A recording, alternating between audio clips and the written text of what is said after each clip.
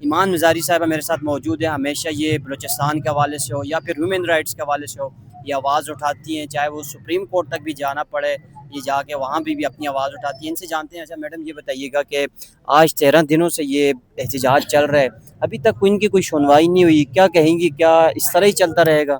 دیکھیں اگر اس طرح چلتا رہا تو پھر ہم ایک بہت خطرناک موڑ پر ہوں گے بحیثیت ایک قوم کے, بحیثیت ایک ملک کے. ہماری جو فیڈریشن کی انٹیگریٹی ہے وہ اس ٹائم پر انڈر تھریٹ ہے. چاہے آپ سچویشن دیکھ لیں بلوچستان میں, خیبر پختونخوا میں, حالات آپ کے کنٹرول سے, آپ کے مانی ریاست کے کنٹرول سے باہر ہیں.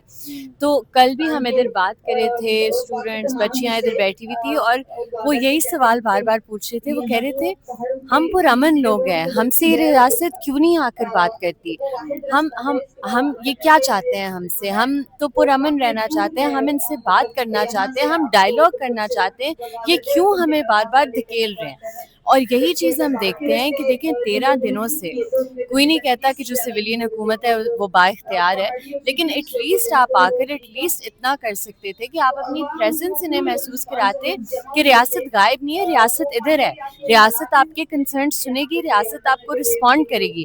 ادھر تو ریاست کی جو خاموشی ہے وہ بہت بہت خطرناک اس کا انجام ہوگا. اچھا یہ بتائیے گا کہ آج جو ہے وہ 13 دنوں سے یہاں پہ, اور سینیٹر مشتاق صاحب بھی یہاں پر آتے ہیں, آپ کو کیا لگتا ہے کیا یہ لوگ جو ہے وہ آگے مزید جو ہے وہ یہاں پر یہ برداشت کر پائیں گے, کیونکہ گرمی بھی بہت زیادہ ہے, بارشیں بھی ہیں, تو یہ مطلب کب تک رہے گا یہاں پہ؟ دیکھیں ہم جیسے لوگ جو اسلام آباد میں پیدا ہوئے تھے شاید ہم نہ برداشت کر سکیں, اور ہماری شاید ہمت اتنی نہیں ہے, لیکن جو انہوں نے صورتحال دیکھی ہیں اور جس طرح کی بربریت ان کی پوری زندگی پہلے دن سے ہوتی ہے, جس جبر کا یہ سامنا کرتے ہیں, ادھر بیٹھنا ان کے لیے مشکل ہے, لیکن اتنا کچھ مشکل نہیں ہے جو اپنی زندگی میں انہوں نے چیزیں دیکھی بھی نہیں ہیں پہلے سے. لیکن ان اینی کیس یہ ادھر بیٹھیں گے جب تک کوئی آ کر ان کی بات نہیں سنتا, اور اگر 13 دنوں بعد بھی کل پرسوں کو یہ نہیں سوچتا کہ یہ ہماری ماں ہے, ہماری بیٹی ہے, انہیں صرف یہ بات دیکھنی چاہیے کہ 2023 میں ڈاکٹر مارنگ بلوچ پورا قافلہ لے کر آئی تھی, ادھر کتنے لوگ تھے, 200-300 بندہ تھا. آج 2025 میں 30-40 لوگ آئے ہیں, یعنی 400 لوگوں میں سے 30 لوگ بچے ہیں جو ابھی تک آپ سے امید رکھتے ہیں. ایسا نہ ہو کہ اگلی دفعہ کوئی نہ آئے, کوئی آپ کو مانے نہ, کوئی آپ سے بات نہ کرنے کی کوشش کرے, تو اس کا لائکا سیٹ بہت خطرناک انجام ہوگا. ہم نے دیکھا ہوا ہے ہمارے ملک کے ساتھ پہلے انہی پالیسیوں کی وجہ سے کیا ہوا ہے. اچھا یہ بتائیے کہ مارنگ بلوچ صاحب کا آپ نے ذکر کیا ہوا, ابھی تو وہ بھی زیر تاب ہیں جیل میں, تو آپ کو نہیں لگتا کہ یہ احتجاج سے, ان چیزوں سے ان پر مزید سختیاں بڑھ سکتی ہیں؟ دیکھیں ان پر تو جو سختیاں پہلے دن سے ہیں, ان کی ساری فیملی کو انہیں جس طرح کی سرویلنس کا شکار بنایا جا رہا ہے, ادھر بھی ان کی فیملی کی جس طرح سرویلنس کی جا رہی ہے, سب کے سامنے یہ چیزیں ہیں.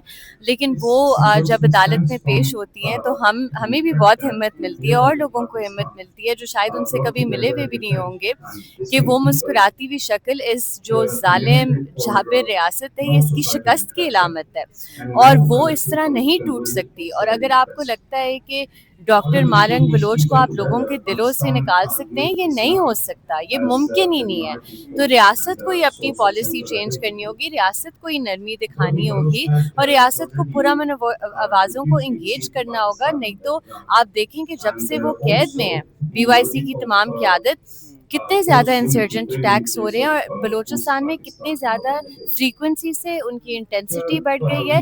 کیوں ریکروٹمنٹ کیوں بڑھی ہے؟ کیونکہ آپ لوگوں کو ایک واضح پیغام دے رہے ہو کہ جو پرامن ہے, جو آواز اٹھاتا ہے بندوق نہیں, اسے ہم بند کریں گے, اسے ہم لاپتہ کریں گے, جو بندوق اٹھاتا ہے اس سے ہم نہیں لڑے. یہ سچویشن ہے.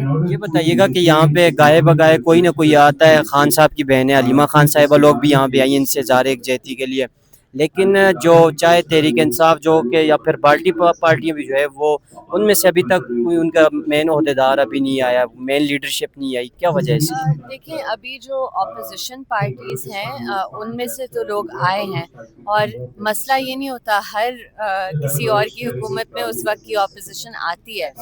اصل لٹمس ٹیسٹ یہ ہوتا ہے کہ جب آپ اقتدار میں ہوتے ہو تو آپ کیا کرتے ہیں, اور وہی چیز ہم دیکھ رہے ہیں کہ مریم نواز صاحبہ آتی تھی ان کے دھرنوں میں, روتی تھی, بیٹھتی تھی, ایسے بات کرتی تھی جیسے وہ ان کا درد اور تکلیف سمجھتی تھی.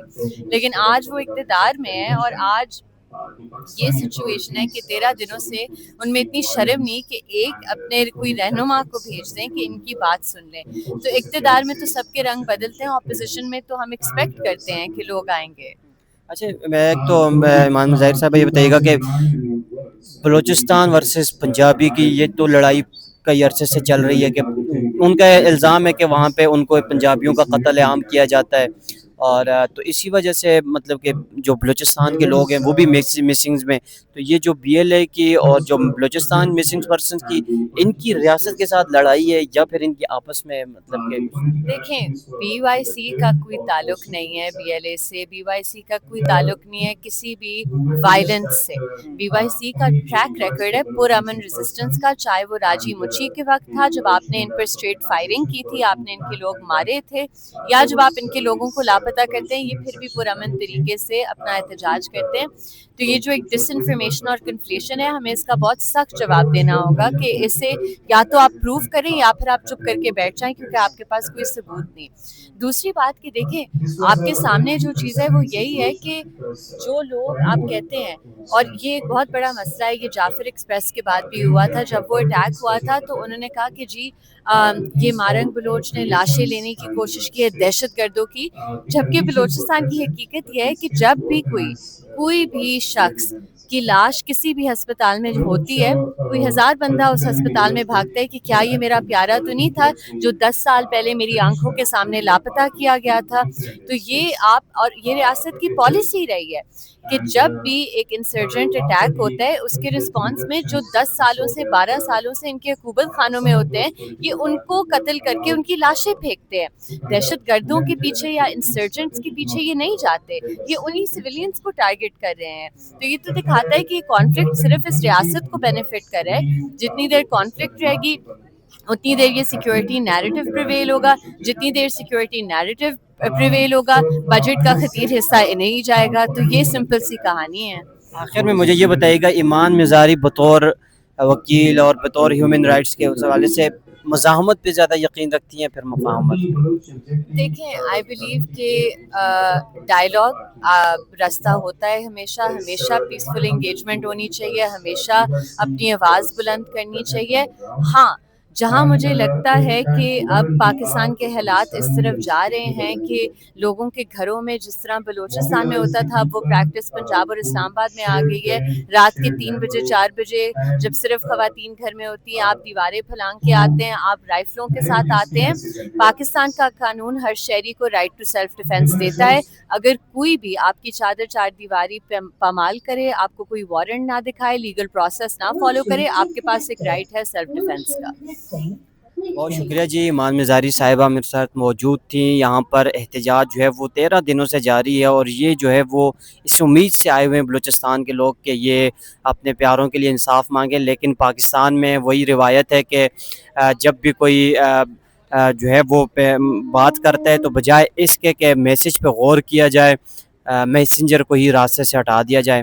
اپنے میزبان شہزاد نواز کو اجازت دیجیے. اللہ حافظ.